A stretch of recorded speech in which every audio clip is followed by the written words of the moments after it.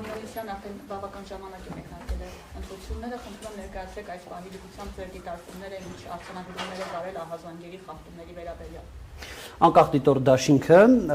ուղղակի ժողովրդավարություն ՀԿ, Հելսինկյան քաղաքացիական ասամբլեայի Վանձորի գրասենյակ ՀԿ եւ իրազեկ քաղաքացիների միավորում ՀԿ կազմով 22 դիտորդներով շրջիկ դիտորդություն է անում Փարաքար եւ Գյումրի համայնքներում ուժերի մեծ մասը հասկանալի պատճառով եւ գլխամասը տեղակայված են Գյումրիում 16 դիտորդներ։ Մենք եղել ենք Փարաքարի բոլոր 16 ընտրական տեղամասերում եւ Գյումրիի 82 տեղամասերից 66 տեղամասերում։ Հիմնական խախտումների վիճակագրական պատկերի առումով ժամը 2:30-ի դրությամբ, այսինքն ժամ առաջվա դրությամբ հետևյալն է 19 խախտում, եթե խոսում ենք էական քիչ թե շատ խախտումների մասին Գյումրիում եւ 14-ը Փարաքարում, մասնավորապես արձանագրել ենք վիճաբանության 4, բաց քվեարկության 3, դիտորդի իրավունքների խախտման 2 դեպք, որում երկուսից մեկը Փարաքարում, մեկը Գյումրիում, Փարաքարինը այդքան լուրջ չէր, Գյումրիինը 31 կոտորակ 37 ընտրական տեղամասում լուրջ էր եւ դրա հետ կապված արդեն գլխավոր դատախազին հանցագործության մասին հաղորդումը հասցեագրել ենք, խոսքը հենց մեր դիտորդի մասին էր։ 6 դեպք գտնվելու իրավունք չունեցող անձի կողմից տեղամասում շարունակական գտնվելու, 6-ից 5-ը Գյումրիում, մեկը Փարաքարում վստահված անձի կողմից իրականացվող ընթացակարգային խախտումներ 9 դեպք այդպիսի, որոնցից մոտ կեսը կոնկրետ մեկ կուսակցության մասով ես մինչև ժամը 20:00-ն երևի կոռեկտ չի որ հայտարարեմ թե որ կուսակցության մասին է խոսքը, բայց ժամը 20:00-ից հետո բնականաբար դա գաղտնիք չենք պահելու, հրապարակելու ենք։ Ուրեմն վիճաբանության 4 դեպք, ուրեմն մեկը Փարաքարում եւ 3-ը Գյումրիում եւ ուրեմն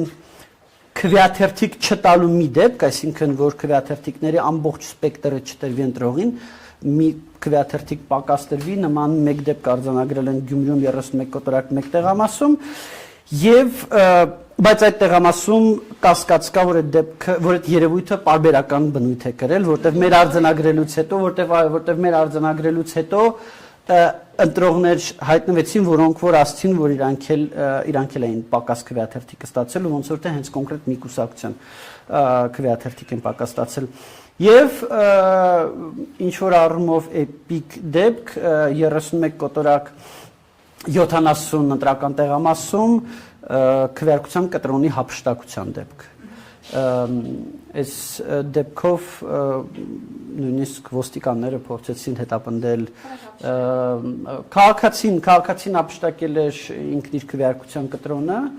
ոստիկանները նույնիսկ փորձեցին հետապնդել, այստեղ առանձին քննարկման առարկա իհարկե ոստիկանների պահվածքը, որտեղ 3 ոստիկաններից մեկը ակնհայտորեն փորձում էր բռնել եւ դա իր մոտ չէր ստացվում, բայց մյուս 2 ոստիկանները համայնքային ոստիկանության լեյտենանտի եւ ոստիկանության զորքերի սերժանտը ուղղակի չէին օգնում իրենց ծառայակցին եւ ավելի շատ հետաքրքրված են նրանով, որ լրագրողները չնկարեն տեղի ունեցողը, դա շատ մտահոգիչ էր այդ 2 ոստիկանների պահվածքը, բայց դա երևի առանձին քննարկման առարկա է։ Հետ կապված դեպքը ինչքանով է լուրջ, որ դատախազություն եք ինչ դեպք է։ 31 կոտորակ 37 ընտրական տեղամասում մեր դիտորդը նկատել է, որ հանձնաժողովի նախագահը ընտրողներին, որոնք չեն խնդրում, որ օգնողով քվեարկեն, ինքը իր նախաձեռնությամբ օգնող է առաջարկում։ Գիտեք, որ օգնելը դա քվեարկության գաղտնիության որոշակի զիջում է եւ այստեղ շատ կարեւոր է, որ այդ զիջմանը քվեարկության գաղտնիության զիջմանը գնանք մենակ այն դեպքում, երբ որ ընտրողը իրոք չի կարող ինքնուրույն քվեարկել եւ ինքը նաեւ ինքն է դիմում ընտրական հանձնաժողովին այս առումով։ Մի քանի անգամ մեր դիտորդը դա նկատել է, դրա մասին հայտնել է հանձնաժողովի նախագահին, պահանջել է, որ գրանցամատյանում գրառում կատարվի, ինչը դիտորդի իրավունքն է, որևիցե կողմից ընտրական հանձնաժողովի կողմից գրաքննության չի կարող ենթարկվել։ Ընտրական հանձնաժողովը սկզբից փորձել է դիմադրել, հետո գրառումը կատարվել է, բայց հետո որոշել են, որ դիտորդը իրենց խանգարում է եւ դիտորդին պետք է հեռացնեն տեղամասից։ Եվ որոշում են կայացրել դիտորդին տեղամաս հեռացնելու հետ կապված մեր կարծիքով սա պարունակում էր քրեական օրենսգրքի 210 հոդվածի առաջին մասով նախատեսված հանցագործության հատկանիշներ, մասնավորապես դիտորդի գործունեության խոչընդոտման մասով, եւ միգուցե 215 հոդվածի երկրորդ մասով, մասնավորապես քվեարկության գաղտնիության բացահայտման մասով։ Այ հաշվի առնելով այս խախտումները, որոնք արձանագրել եք, վիճաբանության դեպքերը, ընդհանուր ընտրությունների այսպես առաջին կեսը, ինչպես կբնութագրենք, շատ են այդ խախտումները, ասեք, որ համատարած են, թե համատարած չեն, համեմատած մյուս նախորդ ընտրությունների։ Գիտեք, կան խախտումներ, որոնք բավականին կրկնվող պարբերական բնություն են, կան խախտումներ, որոնք որ եզակի են, կան խախտումներ, որ նույնիսկ բառացի են, որ մենք այսքան տարի դիտորդության մեջ ենք, բայց առաջին անգամ ենք տեսնում, հա։ Այսինքն տարբեր են, պետք է դրանք ամեն դեպքում բոլոր երևույթները պետք է ամբողջականության մեջ դիտարկել եւ գնահատականները թե օրինակ որքանով դրանք կարող են ազդել այդ գնահատականները արդեն մենք կտանք վաղվա ասուլիսի ժամանակ երբ որ արդեն ամբողջական պատկեր ունենանք որովհետեւ այդ գնահատականների մեջ մտնում է թե նախընտրական փուլը թե քվեարկության փուլը եւ թե հաշվարկի փուլը մենք դեռ չգիտենք հաշվարկի փուլին ինչ է լինելու կամ քվեարկության փուլին մնացած 5 ժամերի ընթացքում ինչ է լինելու Ես պետք է ասեմ, որ նաև մենք մտահոգիչ երևույթ ենք տեսել 3 ու այսօր մինչ այս պահը, մասնավորապես ընտրական օրենսգրքի 19-րդ հոդվածով սահմանված լռության ռեժիմի խախտման հետ կապված, որովհետև գիտեք, որ քվեարկության նախորդ օրը, ինչպես նաև քվեարկության օրը մինչև 20:00-ն արգելվում է քարոզչությունը, բայց մենք տեսել ենք, որ մի շարք սուբյեկտներ, թե կուսակցություններ թե ոչ կուսակցություններ, քաղաքացիներ ակնհայտորեն նախընտրական քարոզչություն են իրականացնում, ընդ որում բացահայտ, մենք միայն բացահայտ դեպքերն ենք արձանագրում, են դեպքերը, որ մի քիչ վիճելի է, մի քիչ բանա, դրանք նույնիսկ չենք էլ բանանում։ Եվ այս առումով խիստ մտահոգված ենք, խոսքը հիմնականում համացանցում քարոզչության մասին է, համացանցում պրոակտիվ գործողություններ կատարելու միջոցով, այսինքն պայմանական, եթե ինչ-որ մեկը story է հրապարակել ուրբաթ օրը ժամը 23-ին եւ այդ story-ն մնացել է մինչեւ 3 ուշ երեկո, դա մենք չենք արձանագրում, բայց եթե ինչ-որ բան հրապարակել է արդեն 3 կամ այսօր, կամ եթե գովազդ է միացված Facebook-ում կամ որևիցե այլ սոցցանցում եւ այդ գովազդը շարունակում է գնալ,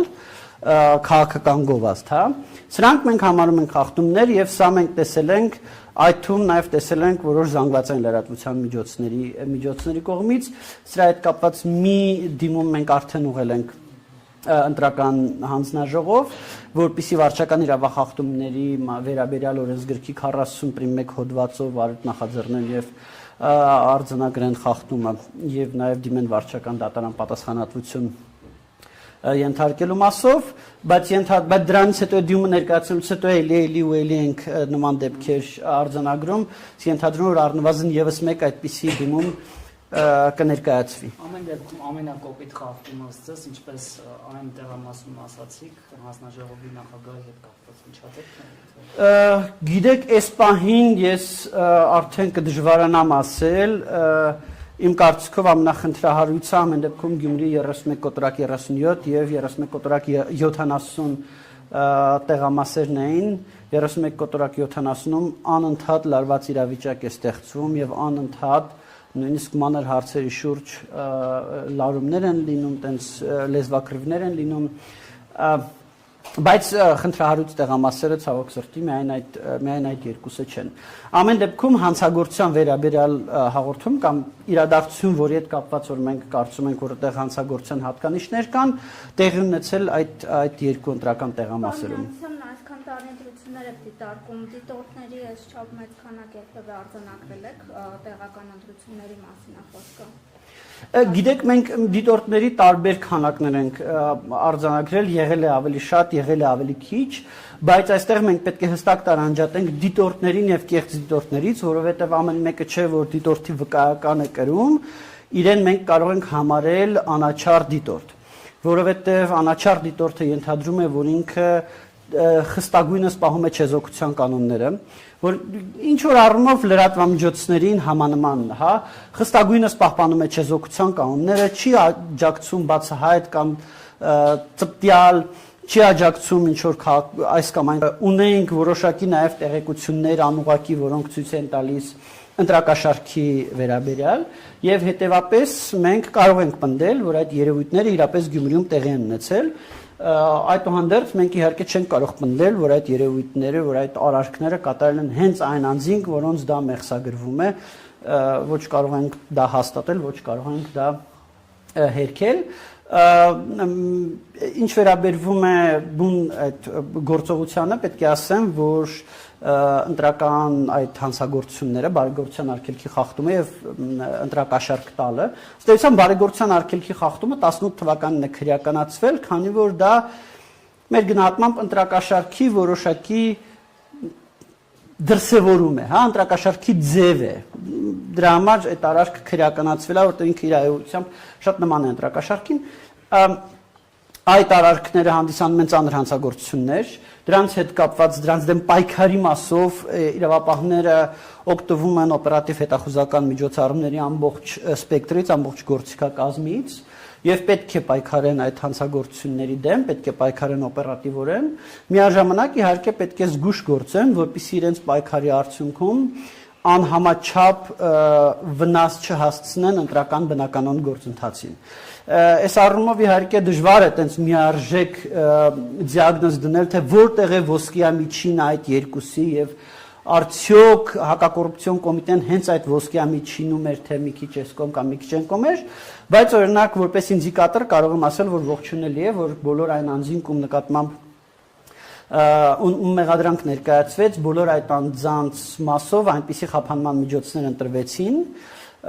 կամ դատարանից միջնորդվեցին, որոնք չէին բացառում այդ անձանց մասնակցությունը քարոզարշավին։ Այսինքն մի մասը դա բացակայության արգելքներ, մյուս մասով դա որոշ վարչական հսկողություններ, որը այնպիսի հսկողություն, որը չի բացառում, որ մարդիկ շարունակեն քարոզարշավին հետևել, սա օրինակ բավականին կարևոր էր։ Տեղական կրիմինալի ներգրավվածությունը ընտրությունների որքանով է դա ուժացված թեմա։ Գիտեք, որքանով է տեղական կրիմինալը ներգրավված ընտրություններին դժվար, որտեվ այդ երևույթները ամեն դեպքում լատենտային բնույթ կրող երևույթներ են։ Մենք դրա հետ կապված եւս հանցագործության մասին հաղորդում ներկայացրել ենք, մասնավորապես քրեական օրենսգրքի 210 հոդվածի 3-րդ մասով, քարոզարշավին մասնակցելու պարտադրելու հետ կապված։